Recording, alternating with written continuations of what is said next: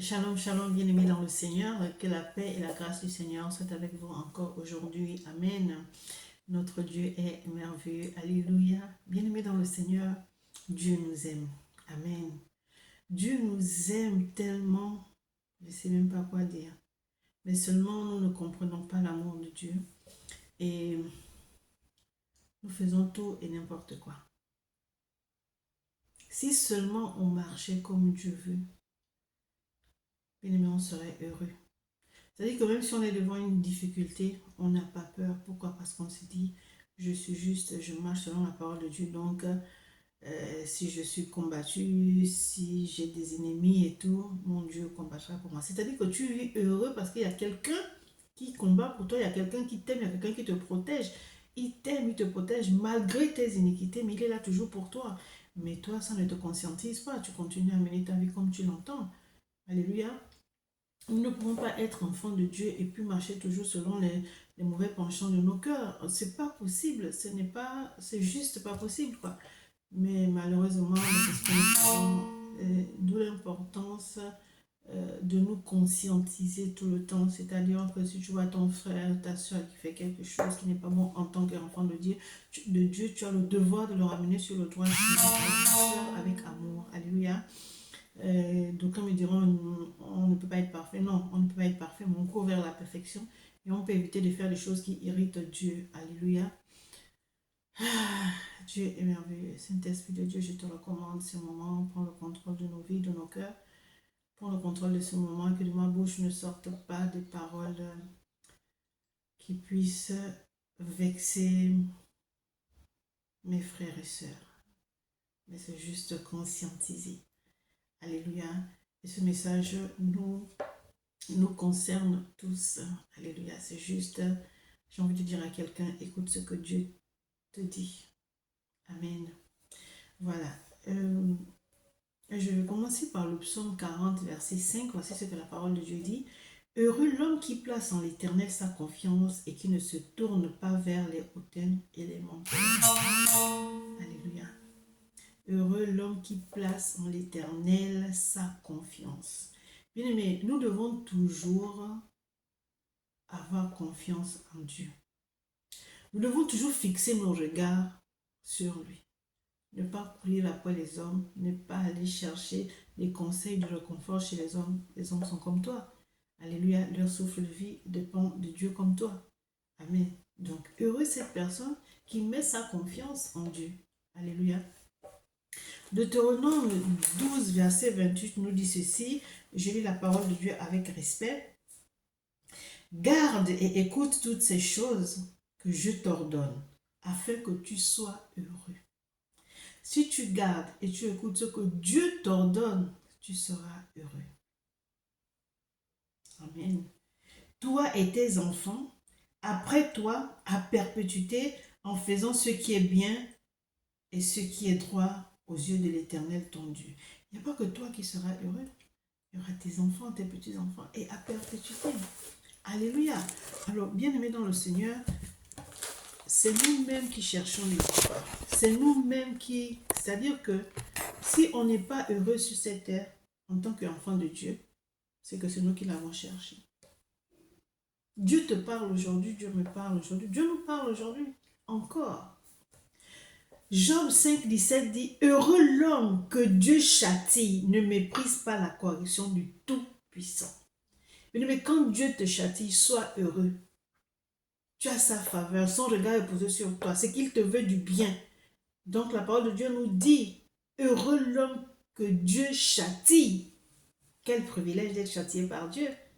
Alléluia. Heureux l'homme que Dieu châtie, ne méprise pas la correction du Tout-Puissant. Le psaume 1, verset 1 dit ceci.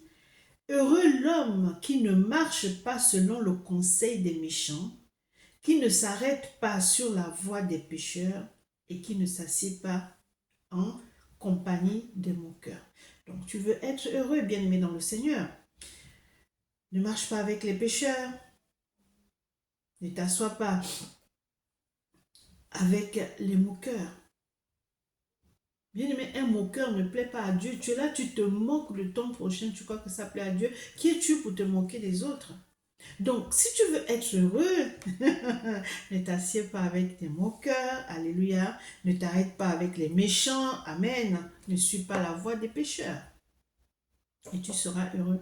Pourquoi tu seras heureux? Mais parce que tu marches selon la parole de Dieu. Parce que tu fais ce que Dieu te demande de faire. Alors tu es heureux. Et tu crois que si tu as un problème dans ta vie, Dieu ne va pas intervenir. Bien aimé, l'application de la parole de Dieu dans nos vies est quelque chose de très important. Il ne suffit pas seulement de connaître les versets et ne pas l'appliquer. Non, il faudrait que la parole de Dieu se matérialise dans nos vies. Amen. Le psaume 33, 12 dit, psaume 33, 12, « Heureux la nation dont l'Éternel est Dieu, heureux le peuple qu'il choisit pour son héritage. » Heureux la nation dont l'Éternel est Dieu. Bien-aimés dans le Seigneur, nous devons prier pour nos nations. Nous devons être à la brèche. Nous devons appartenir à Dieu. La parole de Dieu dit, « Heureux la nation dont l'Éternel est Dieu. »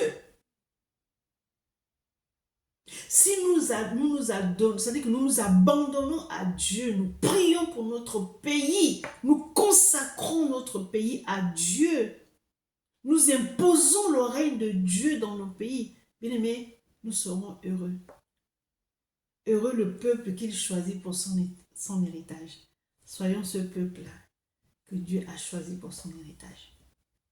Alléluia. Imposons le règne de Dieu partout où nous passons, où nous sommes. Ça réjouit le cœur de Dieu. Et puis tu es heureux de parler de ton Dieu. Alléluia. Psaume 146, verset 5. Heureux celui qui a pour secours le Dieu de Jacob, qui met son espoir en l'Éternel, son Dieu.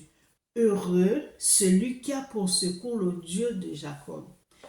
Qui tu as pour secours? Le Dieu de Jacob ou d'autres dieux? Donc, si tu as confiance, on revient toujours à la confiance. Si tu mets ta confiance en Dieu, tu n'as le regard fixé que sur lui. Tu te dis, il n'y a que Dieu, bien aimé dans le Seigneur, la parole de Dieu dit, heureux celui qui a pour secours le Dieu de Jacob. Heureux celui qui a pour secours le Dieu de Jacob. Aujourd'hui, Dieu nous parle. Faisons-lui confiance.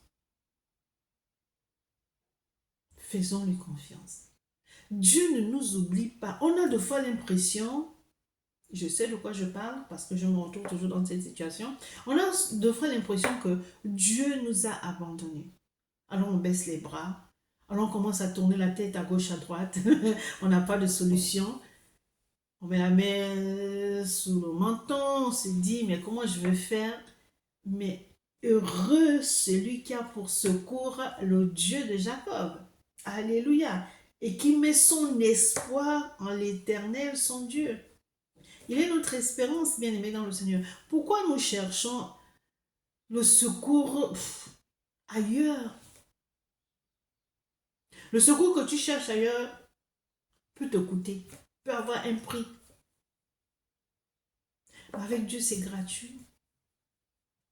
Alléluia. Tu n'as pas besoin de le voir. Tu n'as pas besoin d'avoir un endroit spécial pour le rencontrer.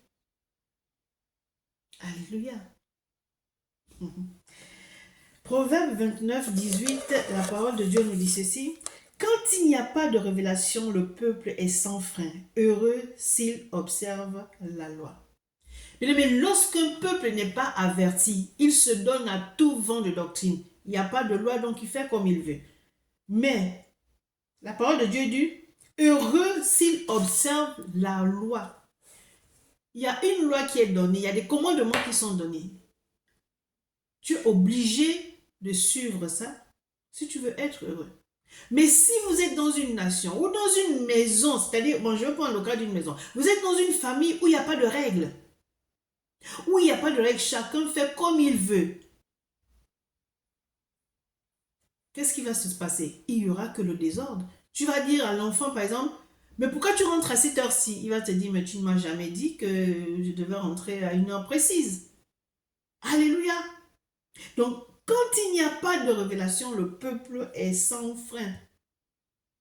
Si on ne parle pas au peuple, si on ne dit pas au peuple que le vol c'est pas bien, le mensonge c'est pas bien, il n'y a pas une loi qui a été instituée en disant que le vol n'est pas bien, celui qui vole fera la prison, celui qui vole, je sais pas, on lui retire ce qu'il a.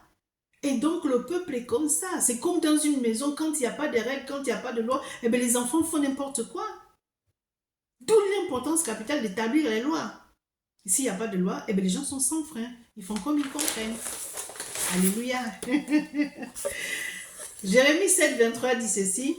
Mais voici l'ordre que je leur ai donné. Ça, c'est l'Éternel qui dit ça. Mais voici l'ordre que je leur ai donné. Écoutez ma voix. Je serai votre Dieu. Et vous serez mon peuple. Marchez dans toutes les voies que je vous prescris afin que vous soyez heureux. Alléluia. Bien-aimés dans le Seigneur, la pratique de la parole de Dieu nous rend heureux, réjouit le cœur de Dieu. Amen. Il dit, voici l'ordre qu'il nous a donné. Il dit, écoutez ma voix et je serai votre Dieu. Et vous serez mon peuple. Marchez dans toutes les voies que je prescris afin que vous soyez quoi? Heureux. Alléluia.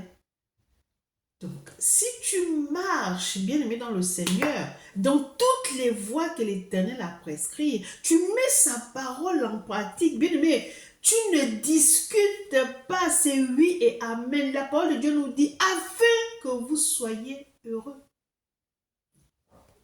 Matthieu 5, 9 dit ceci, heureux ceux qui procurent la paix, car ils seront appelés fils de Dieu. Nous sommes appelés fils de Dieu que ceux qui procurent la paix. Bien-aimés dans le Seigneur, nous sommes appelés à prôner la paix, à apporter la paix. Alléluia. Là où tu vois qu'il y a la guerre, tu mets la paix. Là où tu vois qu'il y a des discussions, il y a des divisions. Pourquoi il y a des divisions? C'est qu'il y a un problème. Et ce problème, il faut le régler. Si ce problème n'est pas réglé, il ne peut pas y avoir la paix. Alors nous avons le devoir, en tant qu'enfants de Dieu, de mettre la paix. Parce que notre Dieu, il est le Dieu de la justice, le Dieu de la paix. Il aime la paix. Et la paix que Dieu nous donne, personne dans le monde ne peut nous la donner. Alléluia. Sa paix surpasse toute intelligence. Donc nous, enfants de Dieu, la parole de Dieu dit, heureux ceux qui procurent la paix, car ils seront appelés fils de Dieu. Nous avons le devoir de mettre la paix. Ah oui, à la guerre. Nous avons le devoir de réconcilier les gens. Et nous avons le devoir de donner de l'amour. Alléluia. Tu peux être enfant de Dieu, et puis là où tu vois qu'il y a le désordre, tu ne mets pas de l'ordre. Là où tu vois qu'il y a deux personnes que tu connais très bien, elles ne se parlent pas. Non, non, non, tu es là pour donner la paix. Tu es là pour les réconcilier, et puis qu'il y ait la paix. Amen. 1 Pierre 4, 14 dit, si vous êtes outragés pour le nom de Christ, vous êtes heureux. Parce que l'Esprit de gloire, l'Esprit de Dieu repose sur vous. Alléluia. Si vous êtes outragés pour le nom de Christ, vous êtes heureux. Bien-aimés dans le Seigneur, les enfants de Dieu, on oublie quelque chose. Que parce que nous prenons Jésus-Christ de Nazareth, parce que nous voulons changer les choses, on sera persécuté. Tu n'es pas persécuté par toi, mais tu es persécuté parce que tu prônes le nom de Jésus-Christ de Nazareth. On te persécute à cause de ça. Alléluia. Donc, si vous êtes outragé pour le nom de Christ, vous êtes heureux. Tu vas évangéliser, on t'insulte et tout, tu dis Amen, gloire à Dieu. Tu es heureux. Alléluia. Tu es heureux de proclamer la parole de Dieu parce que tu connais l'importance de la parole de Dieu. Donc, si on t'insulte, c'est pas grave. Tu as semé quelque chose. Un jour, ils te chercheront. Un jour, ils chercheront ce Dieu. Ils vont le rencontrer. Et ceux qui t'ont outragé vont proclamer à nouveau la parole. Ils seront aussi outragés. Alléluia. Donc, quand on t'insulte, que ce soit dans ton travail, à l'école ou dans ta famille, sois heureux. La vérité dérange. Donc la parole de Dieu nous dit ceci dans 1 Pierre 4, 14. Si vous êtes outragés pour le nom de Christ, vous êtes heureux parce que l'esprit de gloire, l'esprit de Dieu repose sur vous. Bien-aimé, l'esprit de gloire, l'esprit de Dieu repose sur toi. Donc accepte qu'on t'insulte, accepte qu'on t'outrage, accepte qu'on te rejette, qu'on t'humilie pour le nom de Jésus-Christ. Alléluia.